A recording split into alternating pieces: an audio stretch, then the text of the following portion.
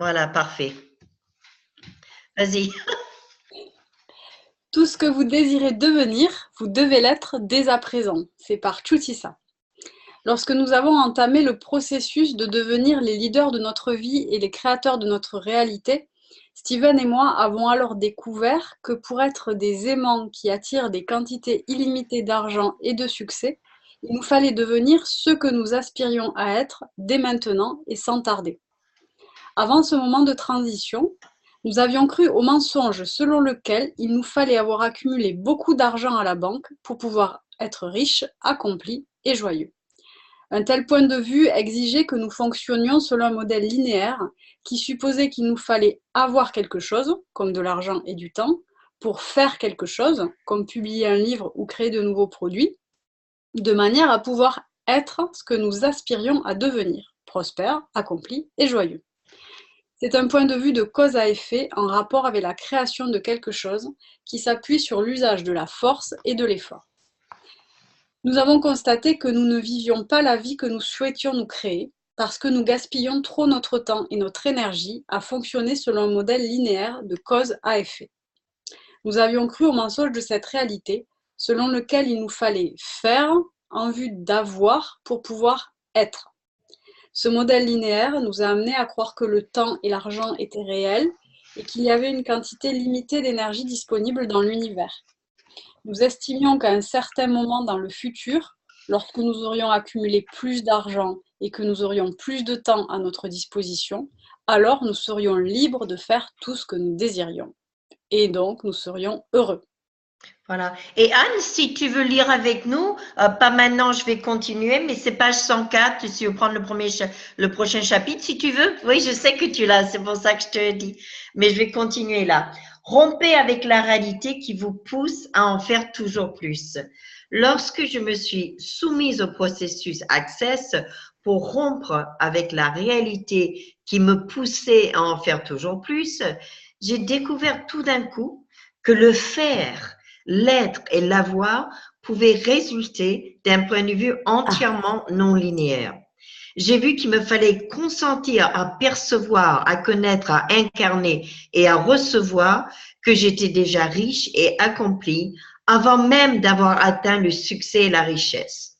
Je sais qu'une telle affirmation peut vous sembler quelque peu bizarre, mais pour moi, la seule chose qui m'a affranchie de l'obligation d'en faire toujours plus a été de me percevoir, de me connaître, de m'incarner et de me recevoir en tant que personne riche et prospère dans le moment présent.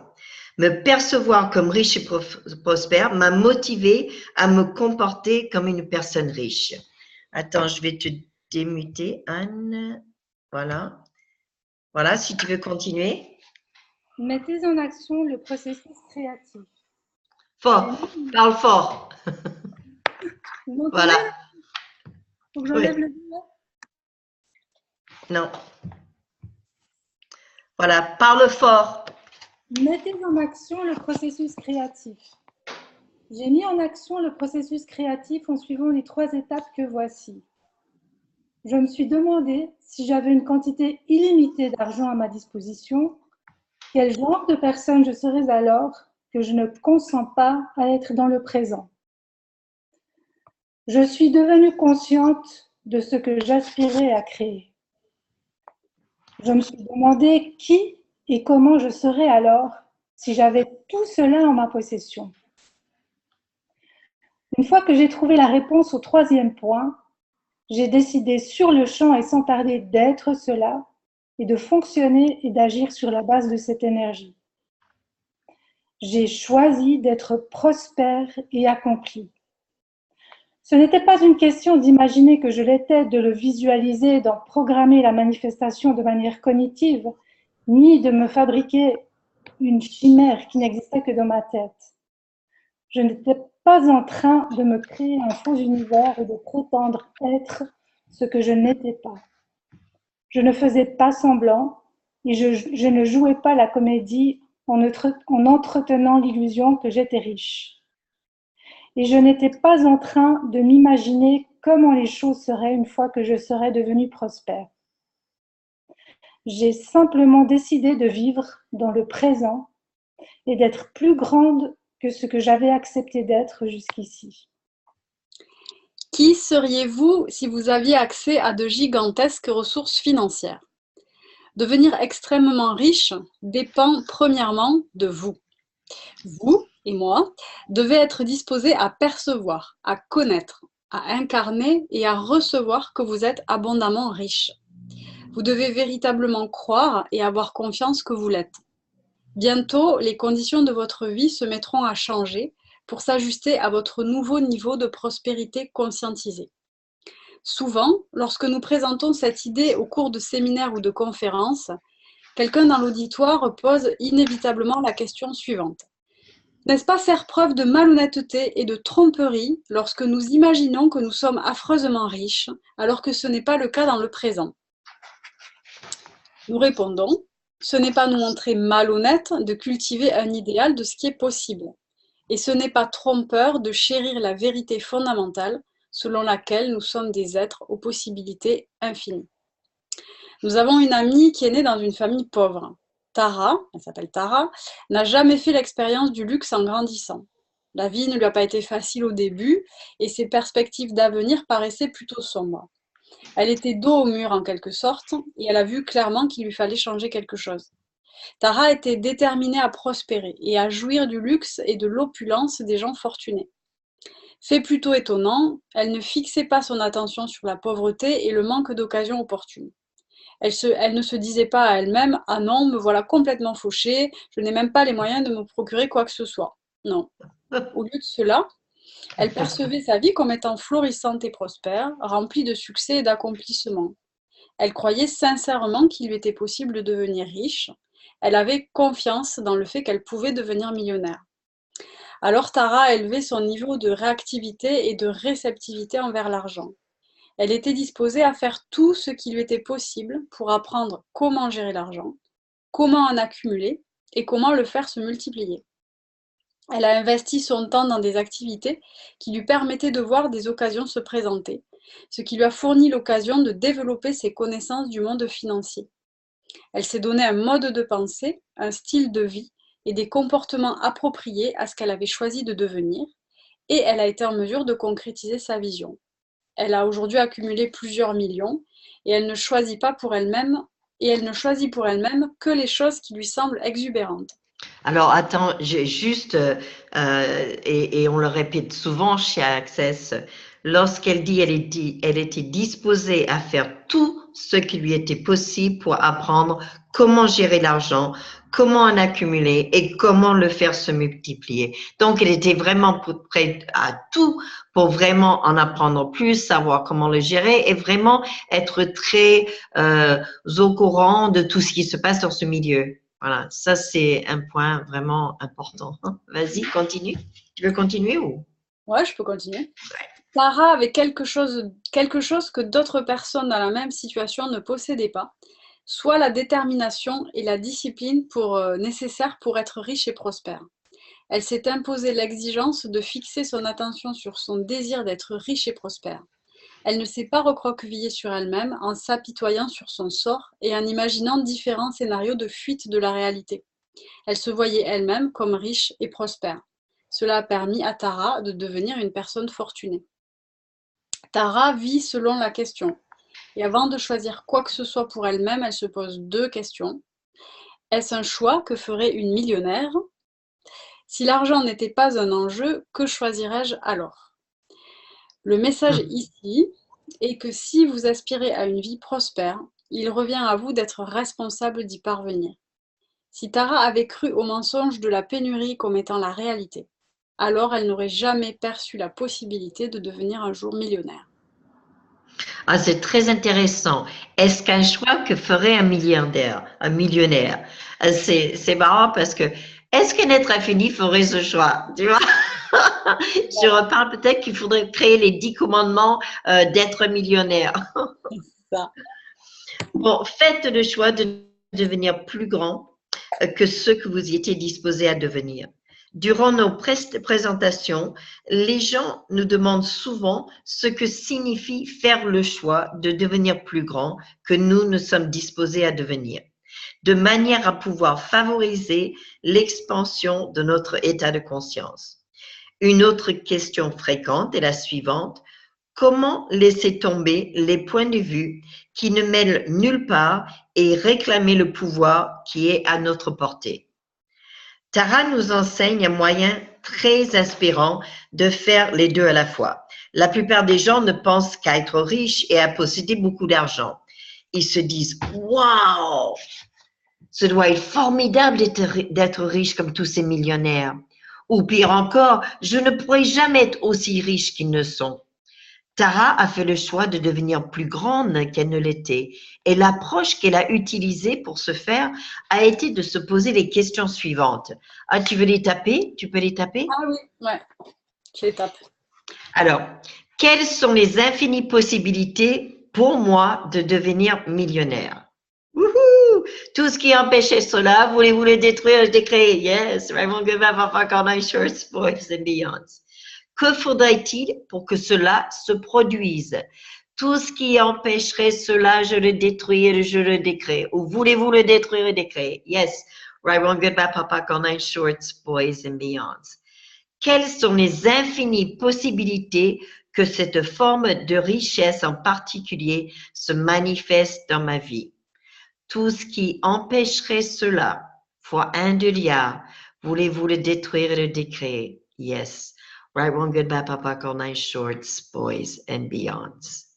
Wow. Il n'y a jamais eu de doute dans son esprit quant au résultat.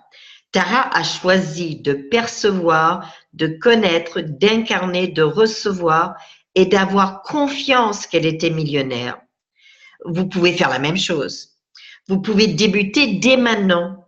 Commencez à réaliser que vos inquiétudes, vos soucis et vos fausses croyances en rapport avec l'argent et la pénurie ne sont pas fondées.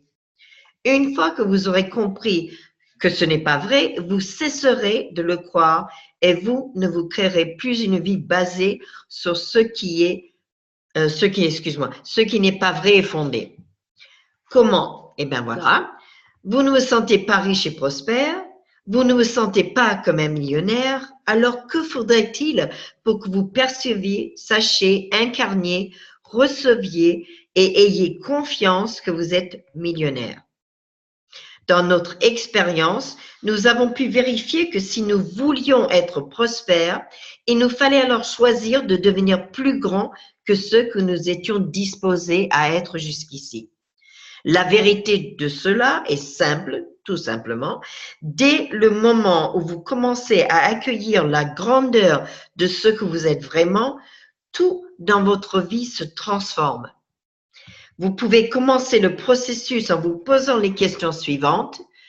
Que faudrait-il pour que je fasse acte de présence dans ma vie? Que faudrait-il pour que j'accueille la grandeur de ce que je suis vraiment? Que faudrait-il pour que je perçoive, sache, incarne et reconnaisse que je suis millionnaire? Et je vais les répéter. Il y en a qui prennent des notes, mais Audrey est en train de les écrire. Que faudrait-il pour que je fasse acte de présence dans ma vie? Que faudrait-il pour que j'accueille la grandeur de ce que je suis vraiment? Que faudrait-il pour que je perçoive, sache, incarne et reconnaisse que je suis millionnaire? Tout ce qui empêcherait cela, point de lien, voulez-vous le détruire, vas-tu, ou voulez-vous le détruire, le décréer? Yes, right, wrong, goodbye, Papa Corneille, Shorts, Boys and Beyonds. Gardez confiance que l'univers engendrera des possibilités infinies si vous êtes disposé à demander, à écouter et à recevoir. Il vous faut poser une question pour que l'univers vous donne une réponse. Il n'est pas bon de dire simplement « je veux devenir millionnaire ». Vous pouvez imiter… attends, il faut que j'arrête ce truc. Vous pouvez imiter l'expérience de Tara ou celle d'autres personnes prospères que vous connaissez en faisant appel à la conscience de la prospérité à votre tour. Tara n'a pas simplement souhaité devenir prospère, elle a cultivé un état de conscience orienté vers la prospérité et une attitude caractérisée par la certitude de pouvoir obtenir ce qu'elle désirait. Vous le pouvez tout autant, il vous suffit d'essayer. Anne, tu prends la suite. Un changement dans votre état de conscience entraînera un changement correspondant dans votre réalité extérieure. L'élément clé de l'approche de création consciente que Tara révèle dans sa vie est que si vous apportez un changement à votre état de conscience, Parle plus fort du micro, on t'entend à peine. je recommence. L'élément clé de l'approche de création consciente que Tara révèle dans sa vie est que si vous apportez un changement à votre état de conscience, vous obtiendrez alors un changement correspondant dans votre réalité extérieure. Vous pouvez essayer la chose vous-même. Accordez-vous le droit de percevoir, de savoir, d'incarner, de recevoir et d'avoir confiance que vous êtes un millionnaire extraordinairement riche.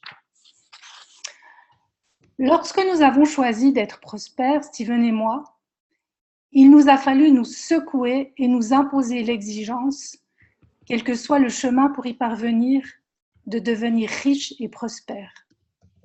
Nous imposer cette exigence était essentiel. Nous avons fait le choix de devenir riches.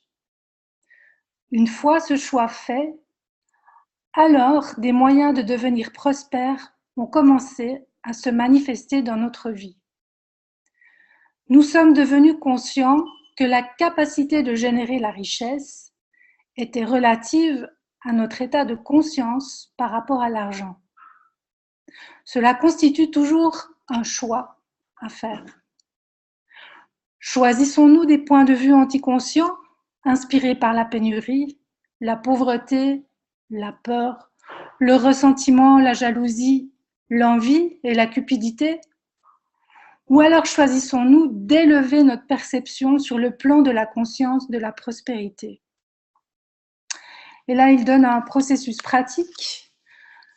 Imaginez la différence que cela pourrait faire dans votre vie si vous pouviez percevoir, savoir, incarner et accepter avec une absolue certitude que vous êtes bel et bien un millionnaire. Pour être en mesure de faire cela, il vous faudra choisir de vous secouer et accepter de devenir plus que ce que vous étiez disposé à être jusqu'ici. Tout est une question de choix. Tout offre des possibilités infinies. Vous est-il déjà arrivé de vous demander ce qui rend les gens extraordinairement prospères, différents des personnes ordinaires? Qu'ont-ils d'exceptionnel à votre avis? Qu'est-ce qui leur permet de se distinguer du reste des individus? Les gens prospères ne sont pas comme les gens qui sont pleins de ressources. Les gens prospères ne souffrent pas de l'affliction qui caractérise ceux qui ont adopté un point de vue de pénurie, lequel influence la vie d'un grand nombre de personnes, y compris beaucoup de gens riches. Tu veux que je continue, Anne, ou c'est bon? Comme tu veux.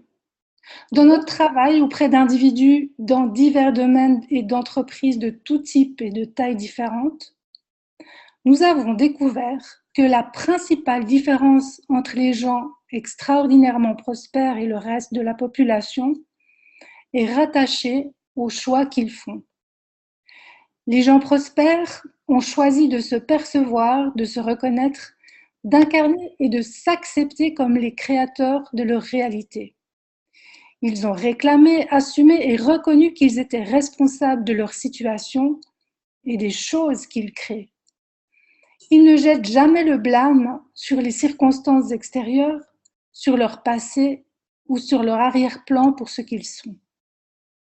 Ils ne croient pas aux mensonges de la pénurie et des fausses croyances entourant l'insuffisance. L'insuffisance de ressources, qui repose sur une apparence de pauvreté dans la réalité présente. Pouvez-vous imaginer le genre de vie qu'Oprah Winfrey se serait créé si elle avait cru au mensonge de cette réalité? Le mensonge qu'il ne lui était pas permis d'être une animatrice de télé célèbre, riche et accomplie parce qu'elle était une femme américaine de souche africaine. Oprah a raconté au cours de l'une de ses entrevues que personne n'aurait pu imaginer qu'elle puisse faire autre chose que travailler dans une usine ou dans un champ de coton du Mississippi. Depuis son enfance, les gens n'ont cessé de lui répéter ce qu'elle ne pouvait pas faire et pourquoi c'était ainsi. Heureusement, Oprah n'a accordé aucun crédit à ses mensonges et à ses croyances erronées. Au lieu de cela, elle a suivi son instinct et elle a obéi à ce qu'elle savait vrai. Elle a assumé la responsabilité de la manière dont sa vie allait être menée. Tous les gens prospères et accomplis que nous connaissons ont confirmé qu'assumer la responsabilité d'être les créateurs de leur réalité s'était révélé la clé qui leur a permis d'avoir une vie prospère et réussie. Alors maintenant, Chutiza nous dévoile les secrets des personnes qui sont véritablement prospères. Il y a de nombreuses années, lorsque nous sommes retournés en Australie après notre séjour aux États-Unis, nous avons eu l'occasion, Steven et moi, de discuter de la notion de prospérité avec un millionnaire hors du commun qui ne devait sa réussite qu'à lui-même. Edward exude de la prospérité conscientisée par tous les pores de la peau. Après lui avoir posé une série de questions, nous avons pu cerner ce qui le rendait, ainsi que d'autres gens extraordinairement prospères, ce qui le rendait différent des personnes ordinaires. Petit 1, il a un rapport intime avec l'argent. Édouard prend beaucoup de plaisir à posséder de l'argent. Il apprécie la manière dont il acquiert de l'argent, dont il en reçoit, comment il l'utilise, comment il le donne, et a un véritable rapport avec l'argent. Il est prospère dans sa manière d'être en relation avec lui-même et avec tout ce qui l'entoure. Il est pleinement présent dans toute la plénitude et la richesse de chaque moment. Ce n'est pas un masque qu'il porte. Ce n'est pas une simple image qu'il veut communiquer. C'est plutôt la réalité de ce qu'il est. Édouard est un aimant vivant et il attire invariablement des gens, des idées, des occasions opportunes et des circonstances qui sont en harmonie avec son état d'être. Édouard nous a confié qu'il perçoit et qu'il sait qu'il peut créer et recevoir une quantité infinie d'argent chaque jour. Comment s'y prend-il pour faire cela? Eh bien, c'est ce que nous examinerons dans la suite de cet ouvrage. Mais un petit indice, Édouard sait qu'il vit dans un monde d'infinies possibilités et d'abondance, au lieu d'un monde où règne la pénurie et le manque. Et il est prêt à recevoir n'importe quoi, sans porter de jugement. Il est également prêt à tout perdre, puisqu'il sait qu'il peut accumuler encore plus. Il vit sa vie comme s'il lui était impossible d'échouer. Édouard sait quelque chose que la plupart des autres ignorent, et il en a acquis la certitude. Il perçoit et il sait qu'il y a des possibilités infinies dans ce monde. Il y a une abondance d'argent. Il y a suffisamment de ressources pour chacun, une réserve inépuisable en fait. Édouard a le discernement, la confiance et la certitude que toutes ses exigences et tous ses souhaits se verront éventuellement comblés. Il ne se réfère pas uniquement à l'argent, aux biens et aux richesses qu'il possède en affirmant cela. Il parle de tout ce qui existe, les talents, les capacités, la liberté, l'énergie, le consentement, la joie, le plaisir et tout le reste. Ce savoir et cette confiance lui permettent de vivre sans aucune contrainte. Nous sommes reconnaissants du privilège que nous avons eu de discuter avec quelqu'un comme lui, qui démontre véritablement ce qu'est la conscience de la prospérité. Cette rencontre nous a amenés à réexaminer notre relation avec l'argent.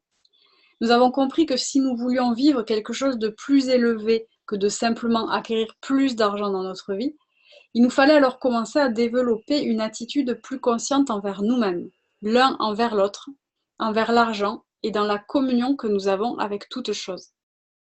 Nous avons donc réclamé, intégré et reconnu la conscience de la prospérité comme un état d'être.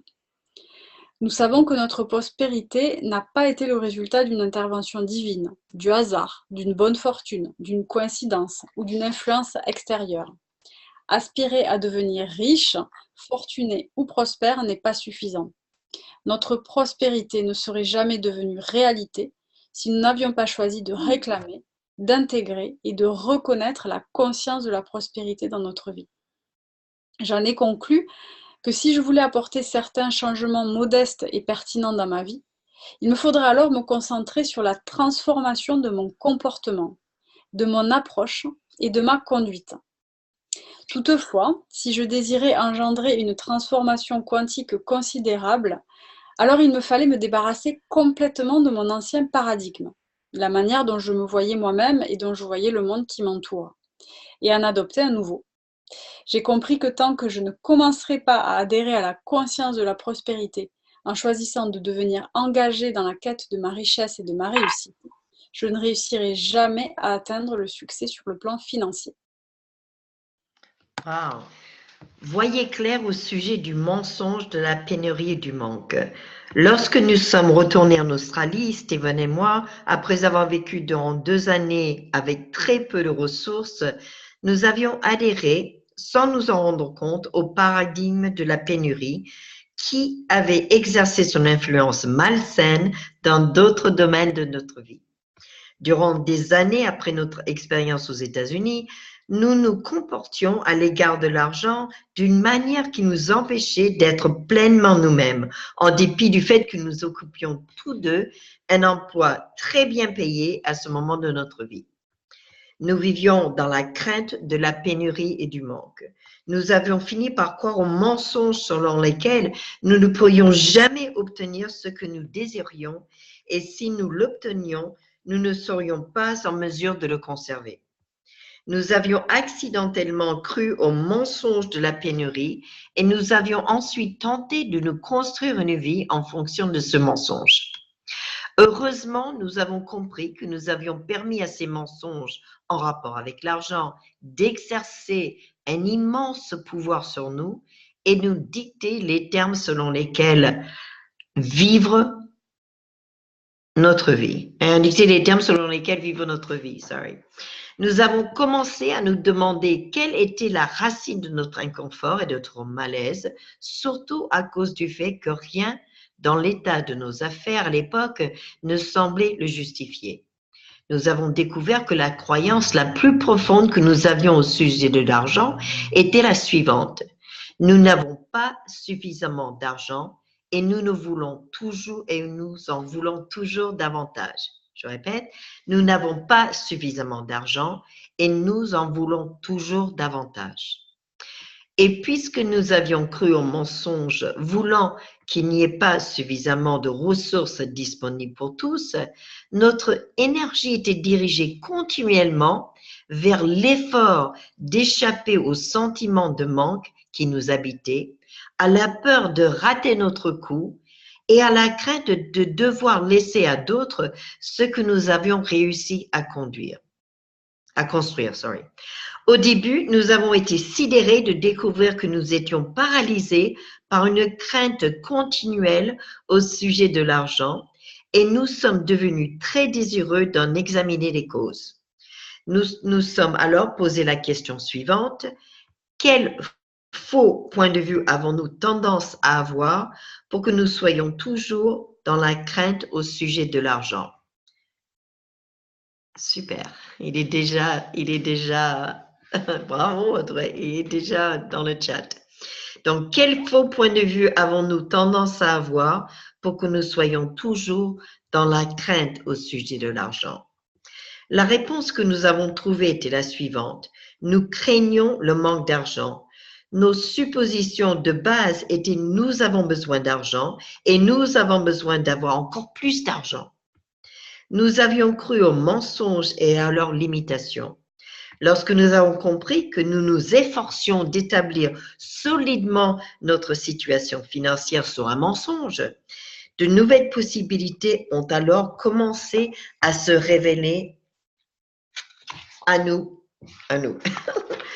Au lieu de devenir fou d'inquiétude et d'être continuellement dans la crainte au sujet de l'absence d'argent, de nous tourmenter avec l'idée d'en accumuler toujours plus, nous avons commencé à reconnaître que nos craintes et nos inquiétudes n'étaient pas réelles. Cela nous a convaincus de ne plus croire à ces mensonges. Nous avons cessé de construire notre vie sur ce qui n'était pas vrai et réel. Vas-y, Anne. Devenez conscient de vos points de vue au sujet de l'argent et de l'abondance. C'est toujours Chutiza qui parle. Bien que mon enfance ait été vécue dans l'abondance et la richesse, je vous rappelle que Chutiza est née dans une famille aristocrate de Bangkok, en Thaïlande, et qu'elle elle a manqué de rien durant son enfance, contrairement à son mari, qui lui est né dans une famille déchirée. Donc elle dit, après avoir vécu 2 années aux États-Unis presque sans ressources financières, j'avais fini par croire totalement au mensonge de la pénurie. Il est étonnant de constater combien une courte période durant laquelle je manquais du nécessaire m'a persuadée d'adopter entièrement le paradigme de la pénurie, supplantant ainsi toute expérience de prospérité que j'avais pu vivre auparavant. J'avais cru entièrement au mensonge du paradigme de la pénurie et je m'accrochais à un point de vue de pénurie de tout, sans vraiment me rendre compte que je m'y agrippais. Je croyais que c'était cet état d'esprit qui s'accrochait à moi. Je suis alors devenue la victime de mon état d'esprit, inspirée par la crainte de la pénurie. C'est un état d'être qui vibre en communiquant par la peur, le manque, l'insatisfaction et la frustration. Heureusement, j'ai pris conscience que mes points de vue au sujet de l'argent et de l'abondance m'empêchaient de réaliser tout ce dont j'étais capable. Lorsque j'ai vu que je m'efforçais de construire ma réalité autour du mensonge de la pénurie, alors de nouvelles possibilités ont commencé à devenir visibles. J'ai éliminé mes points de vue anticonscients en reconnaissant que le paradigme de la pénurie était un mensonge. J'ai découvert que la manière la plus consciente de me dégager de mes anciens points de vue était le contraire de ce que la plupart des gens font. Au lieu de porter un jugement sur moi-même et de me flageller, j'ai simplement choisi de voir mes pensées, mes sentiments et mes émotions comme un point de vue intéressant. J'ai cessé d'essayer de repousser ces pensées, ces sentiments et ces émotions avec toute mon énergie. Je me suis accordé une pause et j'ai simplement reconnu que j'avais ces points de vue. J'ai choisi de me montrer bienveillante envers moi-même. Plus important encore, je n'ai pas gaspillé mon temps ou mon énergie à analyser ou à examiner le cours de ma vie pour identifier dans quel contexte j'avais adopté ces perspectives limitées. Me tourner vers mon passé et examiner de près mes points de vue limitatifs n'aurait contribué qu'à renforcer l'habitude de chercher je sais plus où j'en suis, n'aurait contribué qu'à renforcer l'habitude de chercher les concepts négatifs qui alimentaient et encourageaient mes limitations. Analyser et scruter mon passé ne servait à rien, et cela n'aurait fait que mettre davantage l'accent sur les limites et les contraintes passées qui se trouvaient déjà enracinées en moi. Une telle démarche n'aurait fait que me plonger plus profondément dans ma culpabilité et ma mélancolie. Au lieu de cela, j'ai commencé à accueillir la grandeur de ce que je suis véritablement. Alors, tout dans ma vie a commencé à se transformer. La plupart des gens souhaitent être riches et prospères, mais ils ne choisissent jamais vraiment de l'être, d'être ainsi. Il y a une énorme différence entre vouloir et désirer d'une part, et choisir et s'imposer une exigence d'autre part. Lorsque vous êtes indisposé à l'idée de vous imposer l'exigence d'être plus grand que vous ne l'êtes, vous vous retrouvez alors coincé au même endroit où vous avez toujours été et où vous serez toujours. Là, elle propose un processus pratique que je vais vous lire. Permettez à votre état de conscience de parcourir 5000 km de distance dans toutes les directions, vers tous les gens énormément riches dans le monde, vers tous les endroits où ils sont en train d'opérer et d'être dans une ambiance de conscience de la prospérité. Puisez à même cet espace dans leur état de conscience où ils sont totalement prospères. Puis aspirez cette énergie créatrice dans votre corps. Notez comment vous vous sentez. Commencez à fonctionner à partir de cet espace d'être. Voyez-vous vous-même comme étant déjà en possession de l'abondance, de la richesse et d'une somme colossale d'argent? Voilà, ça c'est le processus qu'elle propose. Si vous vous percevez vous-même comme étant déjà énormément riche et prospère, il vous faut être capable d'attirer cette énergie dans votre corps. Vous devez vous ouvrir pleinement à l'énergie de cette énorme richesse et prospérité, de même qu'à l'énergie que vous choisissez de créer. Vous devez vous voir vous-même déjà en possession de l'abondance, de la richesse et d'une somme colossale d'argent. Vous devez faire en sorte que votre être entier soit cohérent avec cette énergie. Vous devez vivre et opérer systématiquement à partir de cet espace, désormais.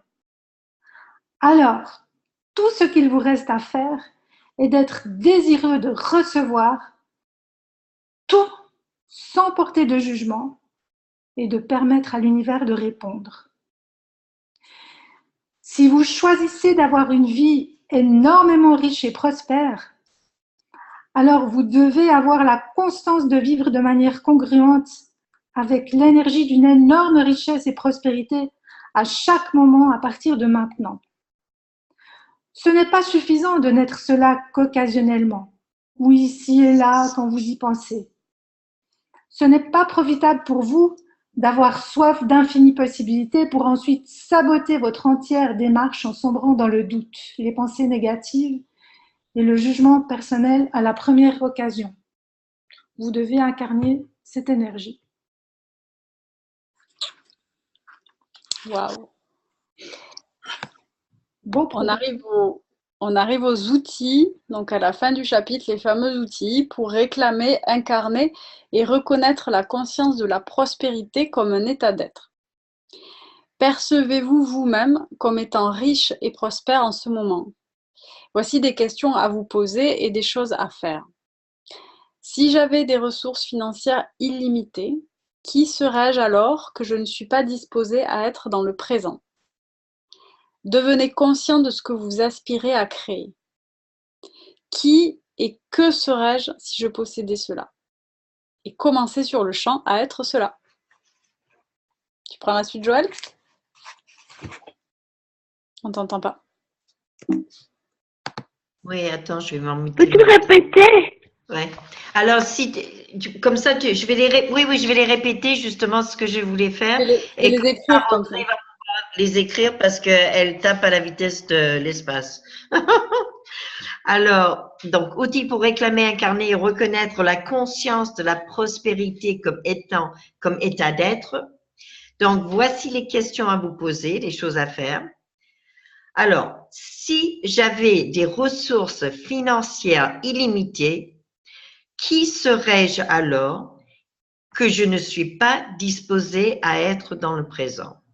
Donc, si j'avais des ressources financières illimitées, imagine si j'avais, illimité, même si j'ai 500 milliards de dollars, ça sera encore limité, qui serais-je alors que je ne suis pas disposée à être dans le présent?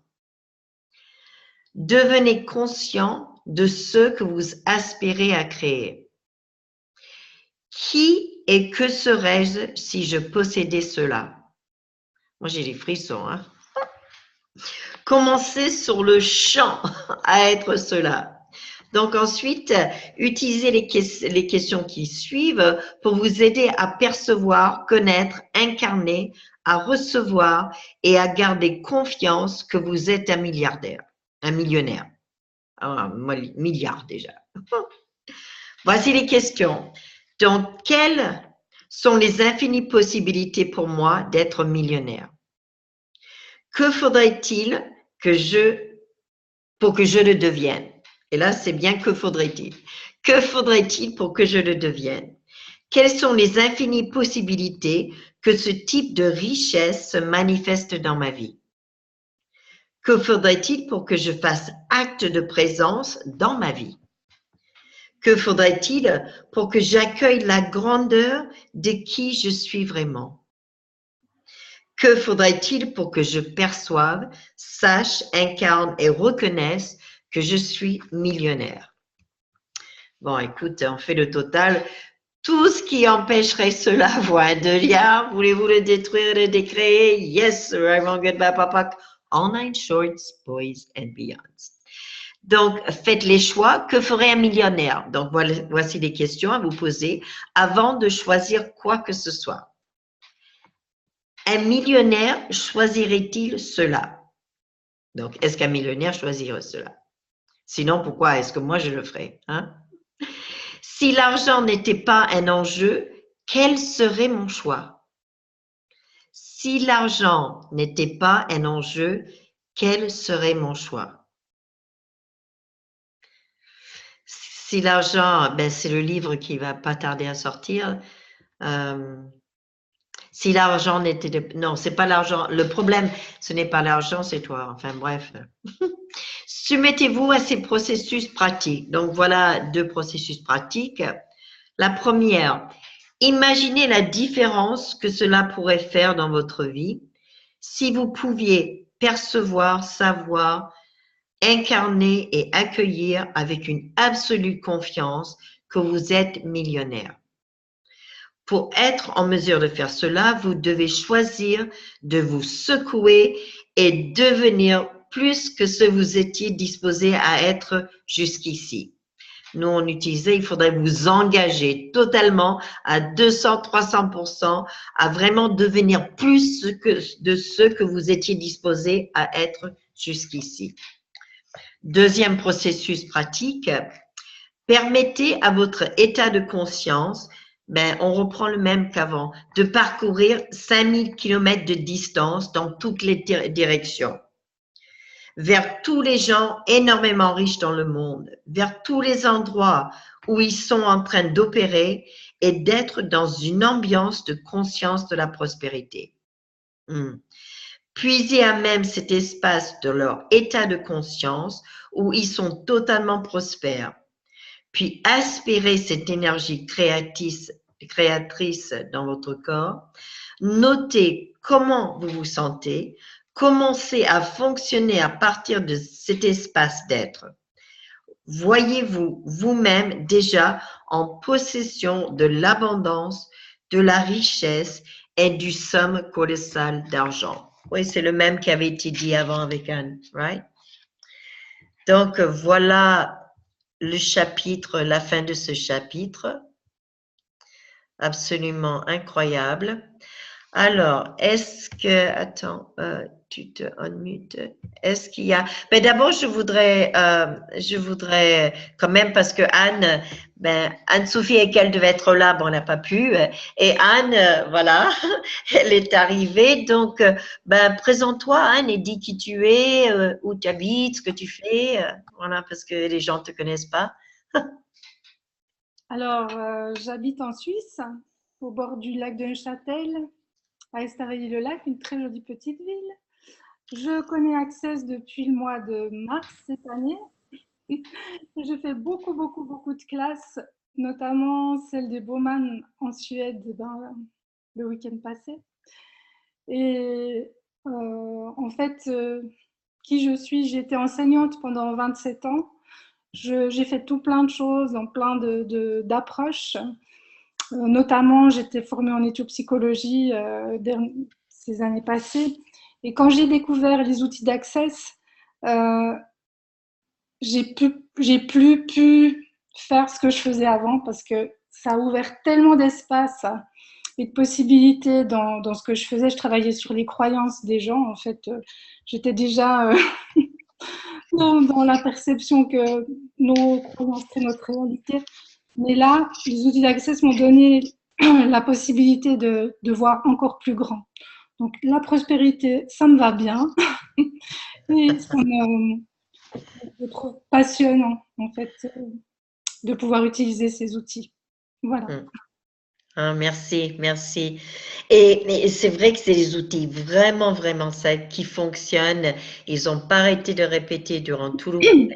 C'est vraiment très, très simple et percutant. Parce que voilà, donc là, vous avez, merci Audrey, merci, merci, merci, merci mille fois. Je ne cesserai. Tu as fourni, bon, tout le monde a absolument les processus, vous avez les déblayages. Et je voudrais juste dire pour que la semaine prochaine, c'est Katushka qui nous rejoint de la Belgique.